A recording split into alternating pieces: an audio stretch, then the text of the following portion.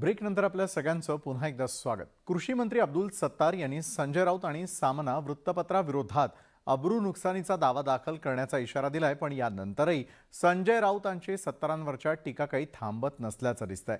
आता पुन्हा एकदा राऊत आणि अब्दुल सत्तारांनी सैनिकांचा भूखंड बळकावल्याची बातमी ट्विट करत निशाणा साधलाय, त्यामुळे पुन्हा एकदा राऊत आणि सत्तारांमध्ये जुंपल्याचं पाहायला मिळतंय।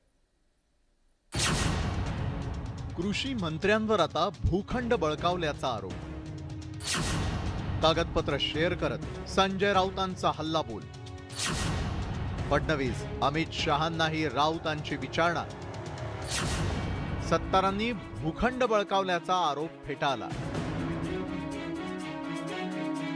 ठाकरे गटाचे खासदार संजय राऊतांनी केलेलं हे ट्विट कृषी मंत्री अब्दुल सत्तारांनी अब्रू नुकसानीचा दावा दाखल करण्याचा इशारा दिल्यानंतरही संजय राऊतांचा सत्तारांवरील हल्ला थांबत नाहीये। आता तर राऊतांनी एका बातमीचा आधार घेत सत्तारांवर थेट जवानाचा भूखंड बळकावल्याचा संशय व्यक्त केलाय। राऊतांनी एक ट्विट करत उपमुख्यमंत्री देवेंद्र फडणवीस, केंद्रीय गृहमंत्री अमित शहा यांच्यासह भाजपला याबाबत विचारणा केली आहे। देवेंद्रजी, हे खरंय? औरंगजेबाचा बंदोबस्त नंतर करू, आधी या औरंग्याच्या पेकाटात लाथ घाला।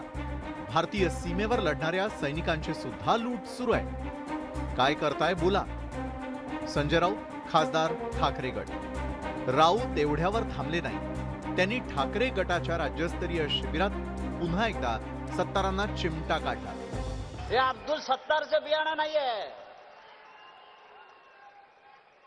हे हिंदू हृदय सम्राट शिवसेना प्रमुख बाळासाहेब ठाकरे यांनी जे महाराष्ट्रात पेरलंय त्यातून उगवलेला या ठिणग्या आहे। खासदार संजय राऊतांनी बातमी आणि काही पत्रांचे फोटो शेअर करत सत्ताधाऱ्यांना विचारणा करत सत्तारांची कोंडी करण्याचा प्रयत्न केलाय, पण कृषी मंत्री अब्दुल सत्तारांनी मात्र त्यावरील भूखंड बळकावण्याचा आरोप फेटाळून लावलाय। केवळ बदनामीसाठी हे सर्व सुरू असल्याचा पुनरुच्चार सत्तारांनी केलाय। खरं म्हणजे मी ज्या वेळेस 60 एकर जमीन त्या ठिकाणी माझ्याकडून दिली आणि तिथं मी हॉस्पिटल बनवू लागलो। मी माझ्या जमीन खरेदी करून मी खरेदी केली जमीन आणि त्यांना संस्थेला दिली। तूर सीमा बी पाहून घ्या, त्याच्यामधली झोपडपट्टीला खेटून आहे आणि झोपडपट्टीच्या खेटून राहिलेला मी 30 बाय 40चा प्लॉट मी कसा घेईल त्याचा? त्यांनी घेतलेला असेल, कोणी दिलेला असेल, कोणी त्याच्यावर अतिक्रमण केलं असेल तर त्याची शहानिशा करावी आणि जे बोलतात त्यांनीच येऊन शहानिशा करावी। एकंदरीतच संजय राऊतांनी सैनिकांच्या जमिनीचा मुद्दा उपस्थित करून अब्दुल सत्तारांसह आणखी एक वार केलाय, त्यामुळे आता या प्रकरणात नेमकं काय घडतं? अब्दुल सत्तार त्यांच्या भोवतीचं हे संशयाचं मळप कसं दूर करतात हे पाहणं महत्त्वाचं ठरणार आहे। Bureau report, news 18 Lokmat.